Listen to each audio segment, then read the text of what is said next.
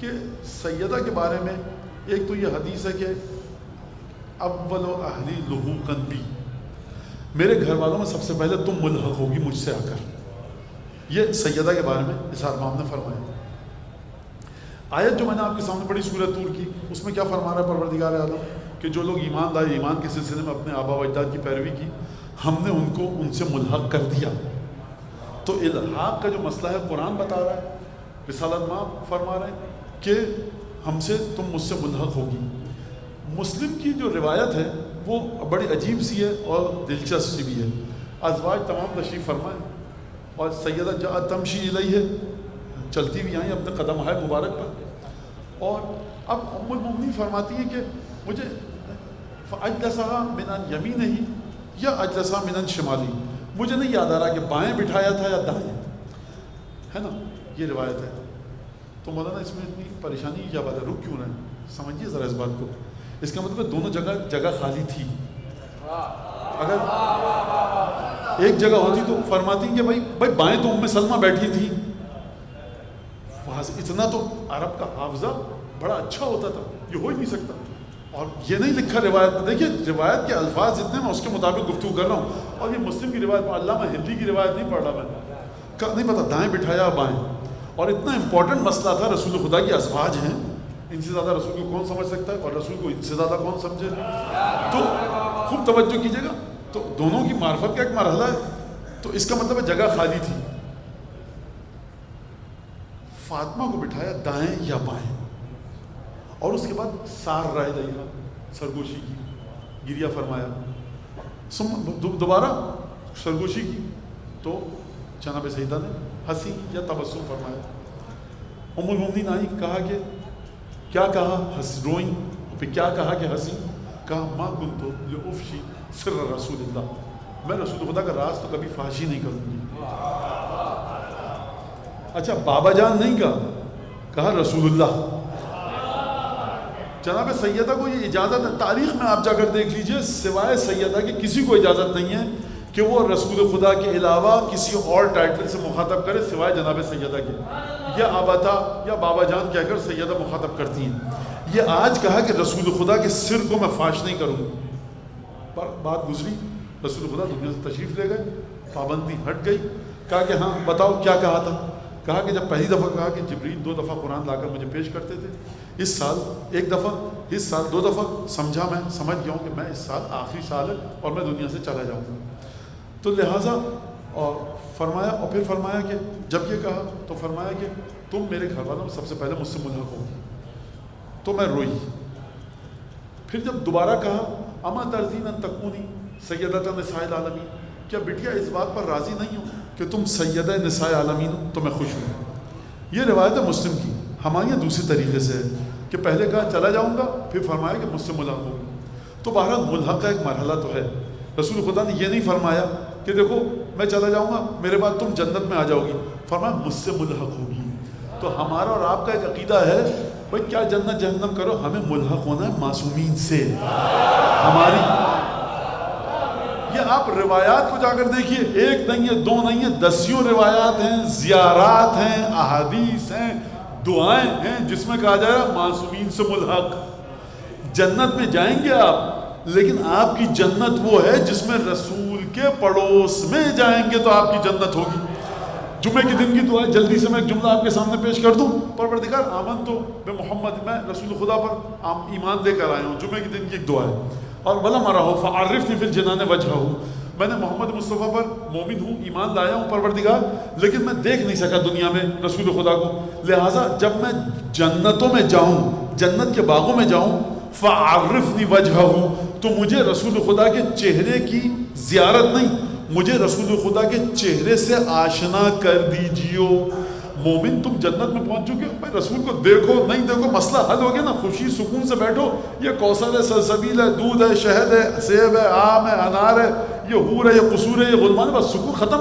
تمہاری عبادت کا ہدف مل گیا نا. اہل بیت کے چاہنے والے کا عبادت سے ہدف جنت نہیں ہے.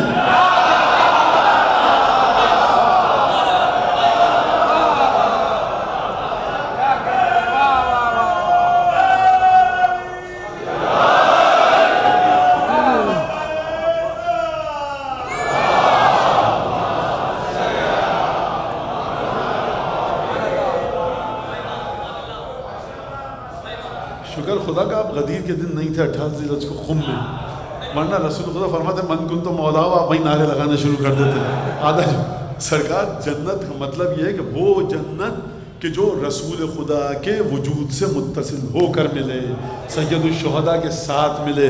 مومن واقعاً ایسا ہی ہے بھائی، ایک جنت میں رسول خدا ہیں، تھوڑی سی نعمتیں کم ملیں گی تم کو، اور ایک جنت میں رسول خدا نہیں ہے، چہارتا معصومین نہیں، نعمتیں بڑی بھرپور ملیں گی. مومن کہے بھائی وہیں بھیج دو جہاں رسول خدا ہیں. تو یہ ہمارا کلچر ہے باقاعدہ، یہ ہمارا ایک انداز ہے، ہماری ریت ہے، ہماری رسم ہے، یہ ہم اس کو سمجھتے ہیں، مانتے ہیں دعاؤں کے ذریعے. تو لہٰذا ملحق ہو جاؤ گے، فرمایا مجھ سے ملحق ہو جاؤ گی تم. تو یہ جو ملحق ہونا ہے ایک مرحلہ ہے ملحق ہونے کا، کہ سیدہ کے ملحق ہونے کا انداز کو دیکھیے آپ، کہ جو روایات ہمارے پاس آئیں کہ جب سیدہ رسول خدا سے ملحق ہوں گی، یعنی کیا مطلب ملحق ہوں گی؟ ملحق قرآن ہوگا رسول خدا سے، ملحق 13 کے 13 معصومین ہوں گے، 12 کے 12 امام ہوں گے. آپ کے سامنے وہ جملہ ہے حدیث کا، لا یفارقونہ ولا یفارقہم، نہ قرآن ان کو چھوڑے گا نہ یہ قرآن کو چھوڑیں گے. یہ قرآن کو نہیں چھوڑیں گے تو بات سمجھ میں آتی ہے. قرآن ان کو نہیں چھوڑے گا کا مطلب کیا ہے؟ آپ کے گھر میں قرآن ہے، کبھی آپ نے دیکھا کہ حضرت کو کھڑے ہوئے اس کے برابر میں وجود؟ اتنے سارے قرآن ہیں، ہمیشہ امام کے یہاں پر کھڑے ہوتے ہیں اپنے مادی وجود کے ساتھ. تو اس کا مطلب کیا ہے؟ اس کا مطلب ہے کہ قرآن ایک زندہ حقیقت ہے. جا کر وہ روایات پڑھیے جو آیتوں کے نازل کرنے کے سلسلے میں ہے. جب آیت الکرسی کو بھیجا جا رہا تھا تو اس آیت نے خدا سے گفتگو کی ہے. جب آیت بعض سورہ اعراف کی آیات کو بھیجا جا رہا تو ان آیتوں نے خدا سے گفتگو کی ہے. یعنی یہ آیتیں زندہ ہیں، حی ہیں، ان کی حقیقت ہے. یعنی یہ حقیقتیں ان آیات کی ایسی ہیں کہ یہ سوائے 12 کے اپنے لائق کسی کو سمجھ ہی نہیں رہی.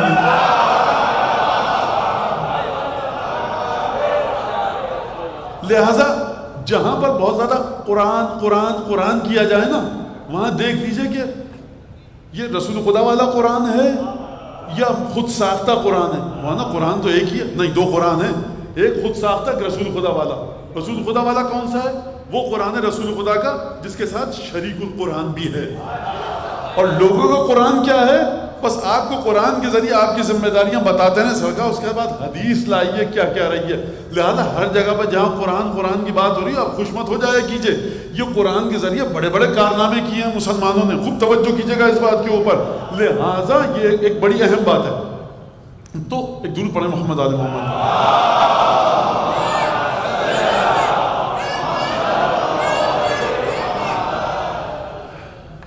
تو ملحق ہوں گے جا کر، نہ قرآن کو یہ چھوڑیں گے نہ قرآن ان کو چھوڑے گا. اور سیدہ ملحق ہوں گی کس سے؟ رسول خدا سے. تو یہ بات سب کے ہمارے لیے واضح. اہل بیت حتی یرد علی الحوض، مطلب یہ قرآن اور اہل بیت 12 امام چلتے ہوئے آ رہے ہیں خرامہ خرامہ جنت میں اپنے قدموں پر. بھائی یہ رہے رسول خدا، قرآن کی حقیقتیں آئیں، بھائی مل دو رسول خدا، یہ رہے حوض کوثر پر. یہ حقیقتوں کا سب حقیقتوں کی بازگشت رسول خدا کی جانب ہے. یہ ایک بڑا ہمارا، یعنی ہمارے پاس جو چیزیں ہیں رسول خدا کے بارے میں، قرآن کے بارے میں، معصومین کے بارے میں، توحید کے بارے میں، یہ دنیا میں کسی کے پاس آپ کو نہیں ملیں گی مگر ان کے پاس کہ جنہوں نے جناب امیر سے کچھ سیکھا ہو. تو ایک تو یہ مرحلہ ہے. اب وہ پھر کل میں انشاءاللہ گفتگو پیش کروں گا کس طرح سیدہ ملحق ہوں گی. لیکن یہ جو ملحق ہوں گی سیدہ رسالت مآب کے ساتھ، سب سے پہلے تم مجھ سے ملحق ہوگی آ کر. اس کا مطلب یہ ہے کہ حقیقت سیدہ ایسی ہے کہ جن کو یہ بشارت نہیں دی جا رہی، تم آؤ گی سیدہ، بہترین قبر ملے گی اور قیامت اور جنت، تم مجھ سے ملحق ہوگی. اور خدا تبارک و تعالیٰ فرما رہا ہے کہ ہم نے ملحق کر دیا. اس کے بعد چھٹے امام فرما رہا ہے المجھولۃ قدراً، کوئی نہیں قدر کو سمجھ سکتا. تو لہٰذا آپ ان 3-4 نکات کو ذہن میں رکھیے گا. اگر منتقل ہو سکی بات اور میرے کج بیانی کے باوجود، پریشان گوئی اور آشفتہ سری کے باوجود تو الحمدللہ، نہیں ہوئی تو بہرحال کل کا بھی دن ہے، میں مزید سمجھانے کی کوشش کروں گا. وجود سیدہ کی خصوصیت کو سمجھیے روایات کی روشنی میں اور اہل بیت کی سے جو اشارات ملے ہیں. سب سے پہلے میں نے ایک بات کہی کہ انسان کو سب کچھ جو ملتا ہے اولاد کبھی کبھی تحفے کی صورت میں ملتی ہے. پھر باپ کا ذہن اتنا اچھا نہیں ہے، بیٹے کا حافظہ بڑا اچھا ہے، وہی جینز ہیں، وہی جو اس کی بلڈ کیمسٹری، اب جو میڈیکل سائنس والے بیٹھے ہوں گے مجھ سے بہتر جانتے ہیں، وہی جینیٹک ہے، وہی ڈی این اے اور کیا کیا نہ جانے، اسی باپ کے وجود کا حصہ ہے. ماں کا بھی ذہن اتنا اچھا نہیں ہے، باپ کا بھی. لیکن یہ بہت ایک عجیب. تو کبھی کبھی تحفے ملتے ہیں کس کو؟ اولاد کو. کس طرح سے؟ شایہ نشان ماں باپ کے. اب سیدہ کے بارے میں حدیث ہے جس نے بڑی مشکل کو حل کیا. راوی نے پوچھا کہ اپنا رسول اللہ یہ کیسے خلقت ہوئی آپ کی دادی جناب سیدہ کی؟ تو امام نے فرمایا کہ جب خدا نے خلق کیا تو ملائکہ کے سامنے اس نور کو رکھا تو خشیت ابصارہم، ملائکہ کی آنکھیں چندی آ گئیں، اور ملائکہ نے پوچھا یا ربنا و الہنا ما ھذا النور، اے پروردگار یہ کون سا نور ہے؟ تو خدا نے نہیں کہا یہ فاطمہ کا نور ہے، فرمایا ھذا نور من عظمتی، یہ نور میری عظمت سے نکل کر آیا ہے، اسکنتہ السمائی، اس نور کو میں نے اپنے خاص آسمان پر رکھا ہے، اجعلہ فی صلب نبی من انبیاء افضلہ علی جمیع الانبیاء، میں اس نور کا باپ کس کو بناؤں گا، اس نور کو کس کے صلب میں رکھوں گا؟ اپنے نبیوں میں سے ایک نبی کے صلب میں، کسی بھی نبی کے 1,24,000 میں سے کسی بھی نبی کے صلب میں رکھوں گا۔ شرط کیا ہوگی اس نبی کی؟ افضلہ علی جمیع الانبیاء، شرط یہ ہوگی کہ اس نبی کے صلب میں رکھوں گا کہ جس نبی کو تمام انبیاء پر فضیلت دوں گا۔ تو سیدہ کے نور کو وصول کرنے کے لیے، سیدہ کا پدر بزرگوار کہلانے کے لیے نبوت کافی نہیں ہے، افضل الانبیاء ہونا چاہیے۔ اچھا میں ڈرتے ڈرتے ایک بات کہہ دوں کہ اصل کا ہماری کمزوری ہے یہ، اور ہے پرابلم ہے ہمارے ساتھ، انتقال ہو گیا اب کیا کہوں میں، بہرحال کنور مہندر سنگھ بیدی سکھ تھے، ان کا ایک شعر ہے جناب سیدہ کے بارے میں۔ اچھا یہ ہے اہل بیت کے ساتھ مسئلہ، اہل بیت کی معرفت خون کی طہارت چاہتی ہے، ضروری نہیں کوئی کلمہ پڑھے، ہزاروں کلمہ پڑھنے والے بے بہرا ہیں، یہ خون کی طہارت الگ ہے۔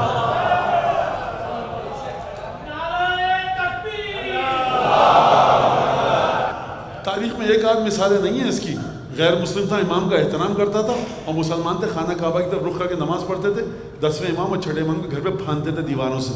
تو تاریخ میں زیادہ یہ کوئی دور کی بات نہیں ہے۔ تو ان کا ایک شعر ہے، اے جبین مصطفیٰ یہ تو بتا، اے جبین مصطفیٰ یہ تو بتا، کتنے سجدوں کا صلہ ہے فاطمہ۔ یہ ایک اچھا، یہ مجھے حیرت ہوئی، حیرت، آپ تو اہل بیت کے چاہنے والے ہیں، آپ کے لیے کوئی نئی بات نہیں ہے، لیکن مسئلہ ہے کہ جس نے وہ روایت نہیں پڑھی کہ رسالت کے بعد 40 دن روزے رکھنے کا حکم دیا گیا، راتوں کو عبادت کرنے کا حکم دیا گیا، دن کو روزہ رکھنے کا حکم دیا گیا، اعتزل عن الناس، لوگوں سے دوری اختیار کی، اس کے بعد معراج پر لے کر جا کے وہاں سیدہ کا تحفہ عطا کیا گیا، یعنی 40 برس کی عمر گزر چکی ہے، پہلی وحی آ چکی ہے، رسول خدا ختم نبوت کے مرحلے پر ہیں، اس کے باوجود کہا جا رہا ہے کہ اب جو فاطمہ کا نور عطا ہونے والا ہے اس کے لیے مزید آپ جتن کیجئے، مزید تگ و دو کیجئے، 40 دن کا اعتکاف کیجئے بقول میرے، اور تپسیہ کیجئے، جو ہمارے یہاں لفظ ہے، عبادت کیجئے، راتوں کو عبادت کیجئے، دن کو روزہ رکھیے، وہ تمام کام کیجئے، ملے گی غذا بہشتی، اس کے بعد سیدہ کا تحفہ ملے گا۔ لہٰذا اب اگر جس بیوی کے بارے میں چھٹے امام یہ کہیں کہ عنصراً و نسباً و شرفاً، سیدہ کا نسب بلند ترین ہے، سیدہ کا شرف بلند ترین ہے، سیدہ کا عنصر بلند ترین ہے، سیدہ کے بارے میں جب فرمایا رسالت مآب نے اذا اشتقت الی رائحۃ الجنہ شممت رائحۃ ابنتی فاطمہ، جب مجھے جنت کی خوشبو سونگنے کا اشتیاق دل میں پیدا ہوتا ہے تو میں فاطمہ کی خوشبو کو سونگتا ہوں۔ فرمایا کیوں؟ اس وجہ سے کہ خلقت فاطمہ کا جو مادہ کہیے، عنصر کہیے، سبسٹنس کہیے، وہ دنیاوی نہیں ہے، بہشتی ہے۔